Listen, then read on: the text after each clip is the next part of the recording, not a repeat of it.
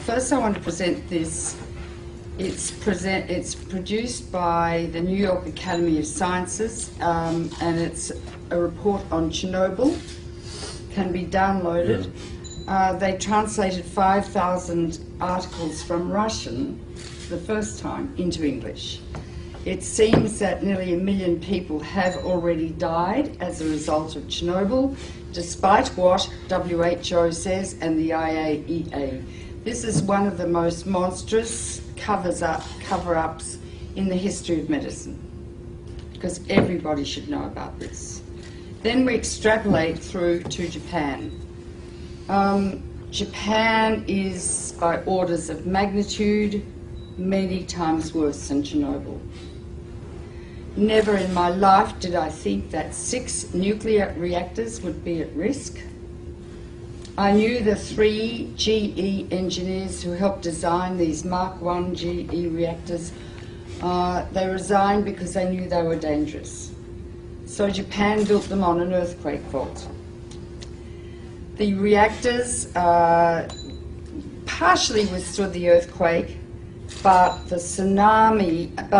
external electricity supply was cut off, and the external electricity supply supplies the cooling water 1 million gallons a minute to each of those 6 reactors. Without the cooling water, the water falls and the rods are so hot they melt, like at 3 Mile Island and at Chernobyl. So the emergency diesel generators, which are as large as a house, got destroyed by the tsunami. So there is no way to keep the water circulating in the reactors. Also, on the roofs of the reactors, not within the containment vessel, are cooling pools. Every year they remove about 30 tons of the most radioactive rods that you could possibly imagine. Each one is 12 feet long and ½ an inch thick. Gives out so much radiation, like X-rays, that if you stand next to it for a couple of minutes, you'll die. Not drop dead, but with, remember Litvinenko, the Russian who got poisoned by polonium? You'll die like that, with your hair falling out, bleeding to death and dying of massive infection, like AIDS patients die. So these are, and they're thermally hot, so they have to be put in a big pool and continually cooled too. The pool has really no roof. There have been 3 hydrogen explosions blowing off the roof of the building, not the containment vessel of the core, but the roof, and exposing the cooling pool. 2 of the cooling pools are dry. They have no water in them, meaning that the nuclear fuel rods are covered with a material called zirconium. When zirconium is exposed to air, it burns, it ignites. And there have been 2 of the fueling pools at this moment are burning. In the cooling pools are many times, like 10 to 20 times more radiation than in each reactor core. In each reactor core is as much long-lived radiation as that produced by 1,000 Hiroshima-sized bombs. We are dealing with diabolical energy. E equals mc squared. It's the energy that blows up nuclear bombs. Einstein said nuclear power is a hell of a way to boil water, because that is all nuclear power is used for, to boil water through the massive heat, turn it into steam, turn a turbine which generates electricity.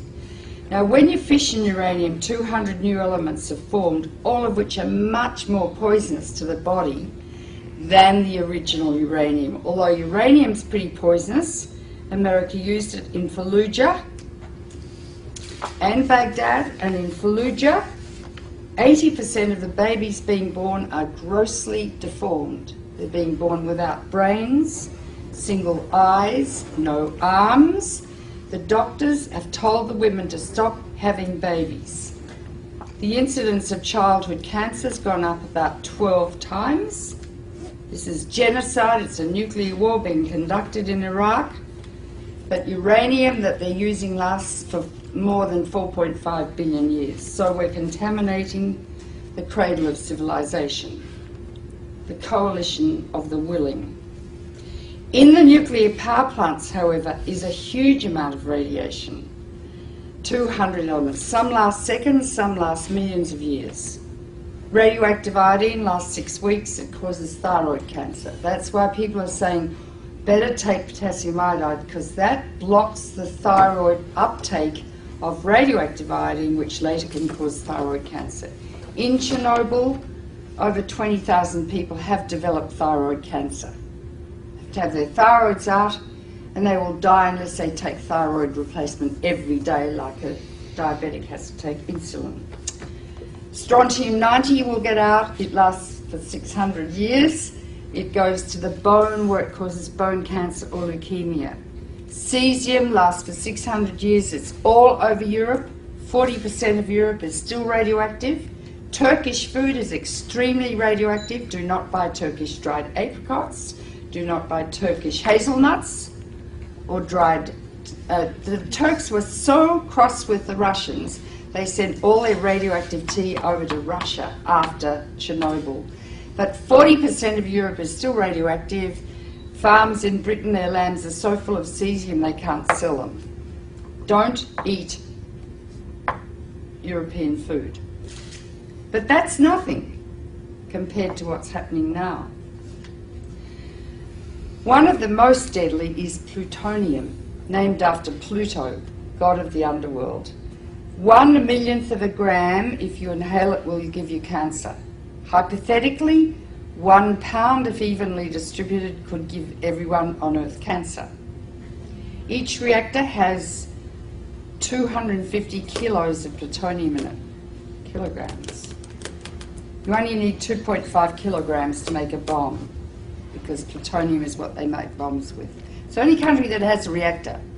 From your uranium, you are the biggest exporters of uranium in the world, Cameco. Canada sells two things. It sells wheat for life and uranium for death. Right? Plutonium is going to get out and spread all over the northern hemisphere, and it's already heading towards North America now. Plus radioactive iodine-129, its half-life is 17 million years, plus strontium, plus cesium, plus tritium, and I could go on and on and on. When it rains, down comes fallout, and it concentrates in food. If it gets into the sea, the algae concentrate it hundreds of times, then the crustaceans concentrate it hundreds of times, then the little fish, then the big fish, then us. Because we stand on the apex of the food chain. You can't taste these radioactive elements, you can't see them, and you can't smell them. They're silent. When you get them inside your body, you don't suddenly drop dead of cancer. It takes 5 to 60 years to get your cancer. And when a cancer, if you feel a lump in your breast, doesn't say, I was made by some strontium-90 you ate in a piece of fish 20 years ago.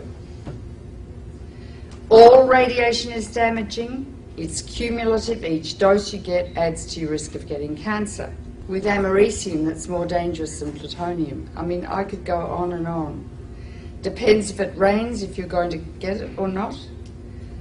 If it rains and the radiation comes down, don't grow food, don't eat the food, and I mean don't eat it for 600 years. The radioactive waste from nuclear power is going to be buried, I hear, just like next to Lake Ontario.